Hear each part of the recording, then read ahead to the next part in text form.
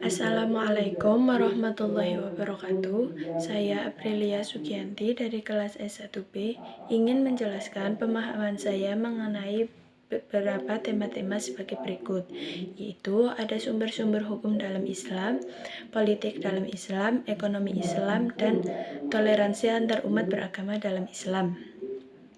Sumber-sumber hukum dalam Islam. Sumber hukum syariat Islam dibagi menjadi 4, yaitu Al-Quran, Al-Hadis, Ijma, dan Qiyas. Yang pertama ada Al-Quran. Al-Quran adalah wahyu Allah yang diturunkan kepada Nabi Muhammad SAW. Al-Quran adalah kitab suci yang sebagai pedoman atau petunjuk bagi umat yang beragama Islam. Maka dari itu, Al-Quran menjadi sumber utama dalam Islam sebagai petunjuk kebenaran dalam berbagai persoalan di dunia. Yang kedua ada Al-Hadis. Hadis adalah perkataan, perbuatan, perilaku, ketetapan, dan persetujuan dari Nabi Muhammad SAW yang dijadikan landasan syariat Islam setelah Al-Quran. Yang ketiga ada Ijma. Ijma memiliki arti ketetapan para ulama sebagai suatu hukum-hukum dalam agama yang berlandaskan pada Al-Quran dan hadis untuk memecahkan suatu perkara yang terjadi. Dan yang keempat ada Qiyas. Qiyas memiliki arti perluasan hukum yang sudah ada atau menyamakan suatu peristiwa yang tidak ada hukumnya dalam nas.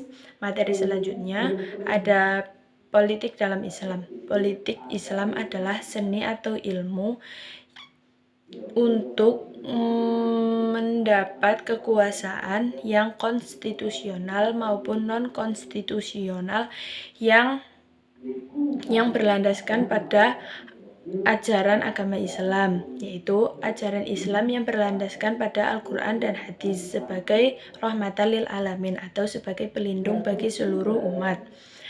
Asal mula gerakan politik Islam ini sudah berlangsung sejak zaman Nabi Muhammad SAW, yaitu pada tahun 622 Masehi.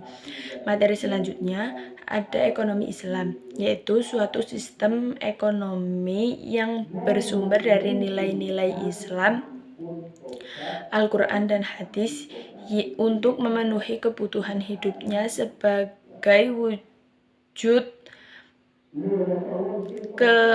menjaga keberlangsungan hidupnya. Adapun tujuan dari ekonomi Islam yaitu kesejahteraan ekonomi dalam kerangka norma moral lain, distribusi pendapatan dan kekayaan yang merata, dan juga ada persaudaraan dan kesatuan yang universal. Selain itu, ada beberapa prinsip dalam sistem ekonomi. Yang pertama, ada sumber daya dipandang sebagai amanah yang diberikan Allah kepada manusia. Yang kedua, ada kepemilikan pribadi tetap diakui. Yang ketiga, bekerja merupakan hal utama dalam kegiatan ekonomi syariah.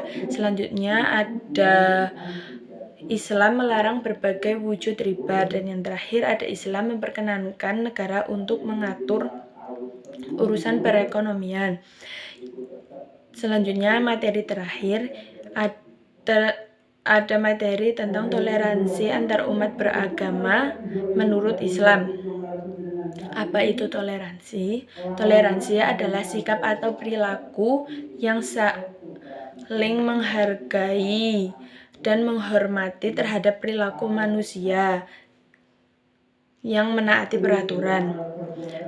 Istilah toleransi dalam konteks sosial budaya dan agama berarti sikap atau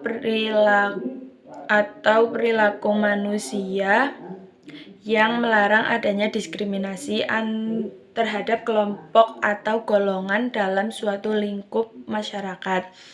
Jadi, toleransi antar umat beragama adalah sikap saling menghargai sesama manusia yang berbeda agama tanpa menyepelekan atau menghina agama tersebut. Seperti kita hidup di negara Indonesia yang merupakan negara kepulauan dengan memiliki agama atau kepercayaan yang berbeda. Disinilah kita harus menjunjung tinggi nilai toleransi sebagai wujud menjaga kesatuan dan persatuan negara Indonesia. Sekian materi yang dapat saya sampaikan dalam tugas kali ini.